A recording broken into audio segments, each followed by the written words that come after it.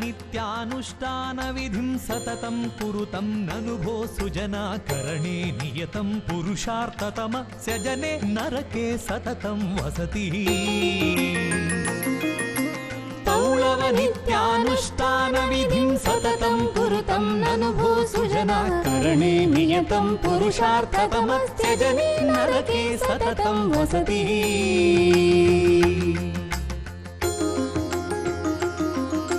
सनि पनि सग सनि सनि पनि सा पम गम पनि पम पम गम पा पनि सा म पनि सनि पनि पम गम पा नि पम पम ग स मग सग सनि पनि सा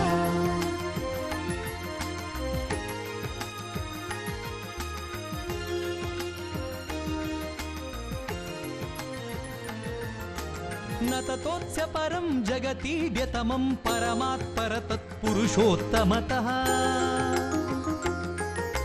न ततोत्स्य परं जगतीड्यतमं परमात्पर तत्पुरुषोत्तमतः अग्निकार्यं तया त्वमग्ने वर्धस्व समिधा ब्रह्माणा वयं स्वाहा. O Lord of fire, you are the protector of me from the death.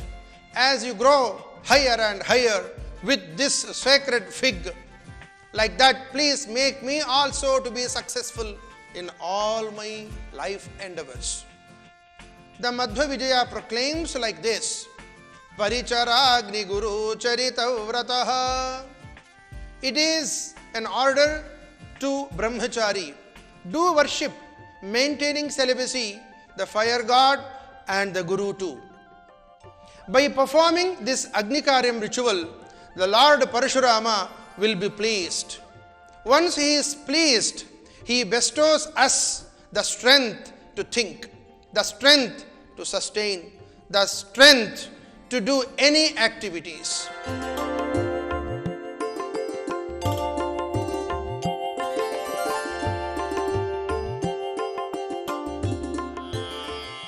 Adya Purvocharita एवं गुण विशेषण विशिष्टायाम् अस्यां शुभतिथौ अग्न्यन्तर्गत श्री परशुराम प्रेरणया श्री परशुराम प्रीत्यर्थं प्रातः अग्निकार्याख्यं कर्म करिष्ये. अथ अग्निप्रत्यवरोहणम्. प्रत्यवरोहेत्यस्य मन्त्रस्य हिरण्यगर्भऋषिः अष्टीछन्दः अग्निर्देवता. अग्निप्रत्यवरोहणे विनियोगः. ॐ प्रत्यवरोहजातवेदः पुनस्त्वं देवेभ्यो हव्यं वाहतु प्रजानन्. प्रजां पुष्टिं रयिमस्मासु धेह्यथा भव यजामानाय संयोः. ॐ भूर्भुवस्वरों समिधारोपितं समुद्भवनामानम् अग्निं स्थण्डिलमध्ये प्रतिष्ठापयामि. अथ ध्यानम्. ॐ अग्निं प्रज्वलितं वन्दे जातवेदं हुताशनं सुवर्णवर्णमनलं समिद्धं विश्वतोमुखम्. श्रीयज्ञपुरुषाय नमः. चत्वारि शृङ्गेत्यस्य मन्त्रस्य गौतमो वामदेव ऋषिः. त्रिष्टुप्छन्दः अग्निर्देवता. अग्निमूर्तिध्याने विनियोगः. ॐ चत्वारि शृङ्गा त्रयोः अस्य पादा द्वे शीर्षे सप्तहस्तासो अस्य त्रिधा बद्धो वृषभो रोरवीति महो देवो मर्त्यां आविवेश. ॐ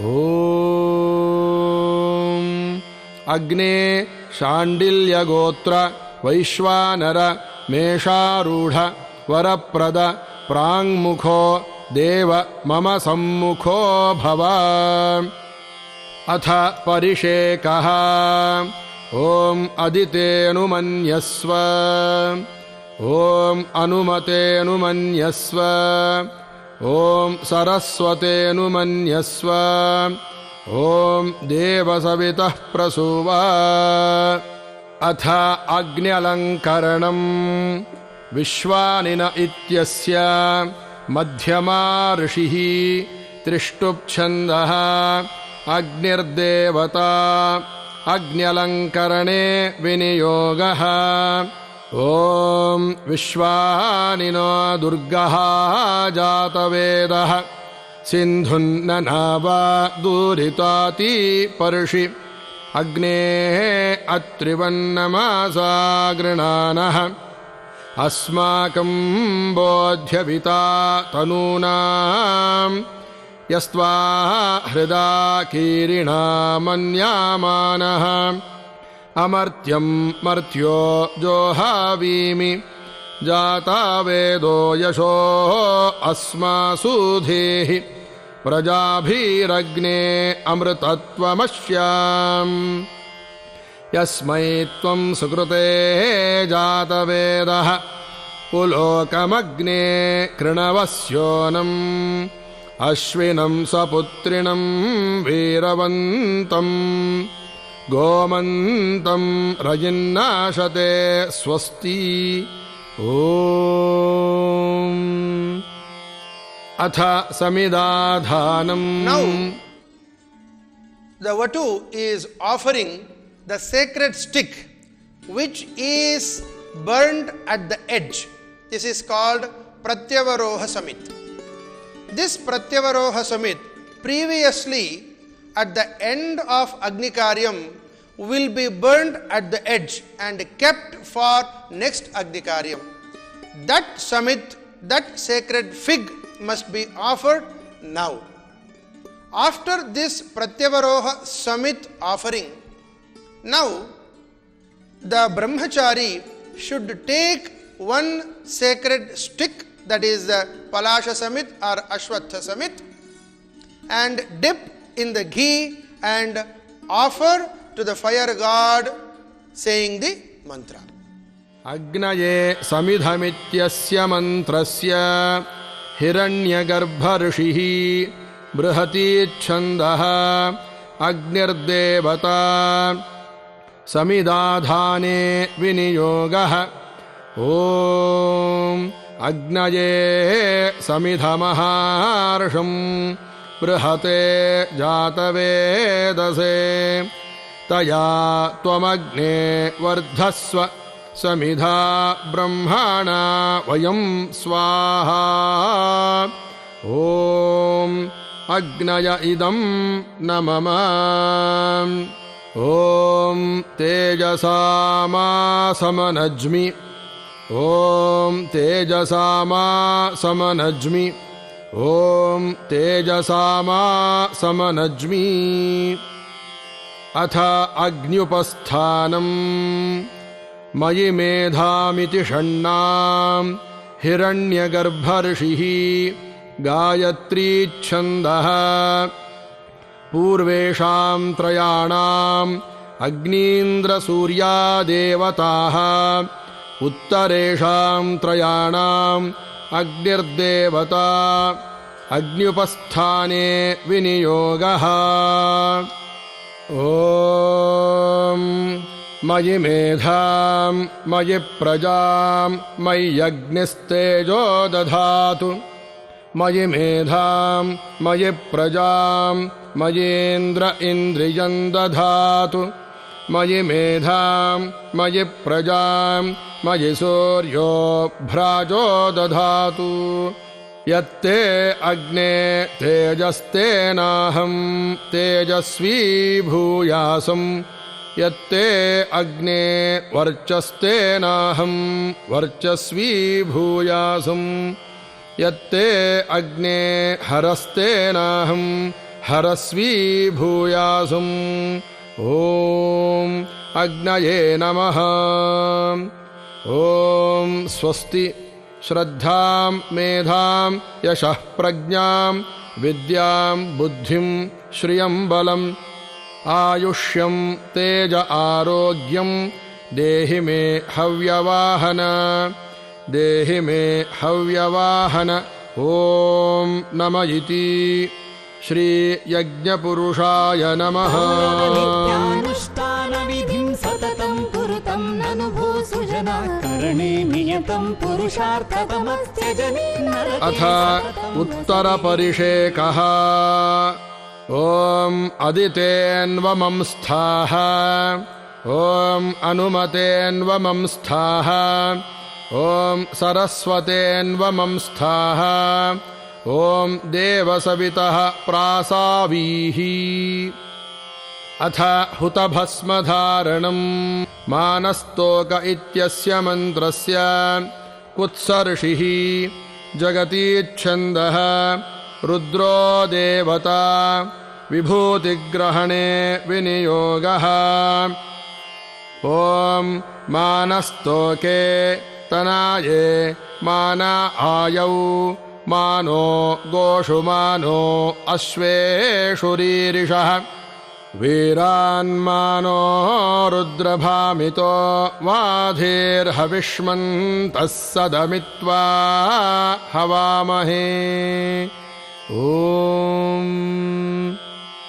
अथ समित्समारोपणम् अयन्ते योनिरित्यस्य मन्त्रस्य गाधिपुत्रो विश्वामित्र ऋषिः त्रिष्टुप्छन्दः अग्निर्देवता अग्निसमित्समारोपणे विनियोगः। ॐ अयन्ते योनिर्ऋत्विजो यतो जातो अरोचथाः तञ्जानन्नग्न आसीदाथानो वर्धया गिराः। ॐ भूर्भुवस्वरों अग्निं समिधि आरोपयामि। अथ समापनम्। To take the ash from the fire pot, we should use either jack tree leaf or mango tree leaf. If we don't get these two leaves, we can use a spoon and dip in the ghee and get the ash and put on forehead. And one more instruction here I would like to give you is, if you don't get the Homa Kundam, you can get a small fire pot from the shop and you can use that for Agni Karyam.